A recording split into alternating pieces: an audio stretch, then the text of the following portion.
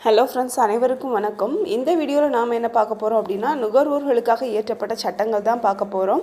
முதலாவதாக இந்திய ஒப்பந்த சட்டம் 1872, பொருட்கள் விற்பனை சட்டம் 1930, பொருட்கள் தரப்படுத்துதல் மற்றும் விற்பனை சட்டம் 1937, மருந்து மற்றும் அழகு சாதன பொருட்கள் சட்டம் 1940, இந்திய தர நிறுவன சட்டம் 1952, உணவுப் பொருட்கள் கலப்பட தடை சட்டம் 1954, மருத்துவ பொருட்கள் மற்றும் மாய சிகிச்சைகள் சட்டம் 1954, அத்தியாவசிய பொருட்கள் சட்டம் 1955, எடை மற்றும் அளவு சட்டம் 1976.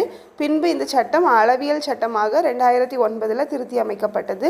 கருப்பு சந்தையை தடுப்பு மற்றும் அத்தியாவசிய பொருட்களின் பராமரிப்பு 1980, காற்று மாசுபடுதல் தடை சட்டம் 1981, போதைப் பொருட்கள் மற்றும்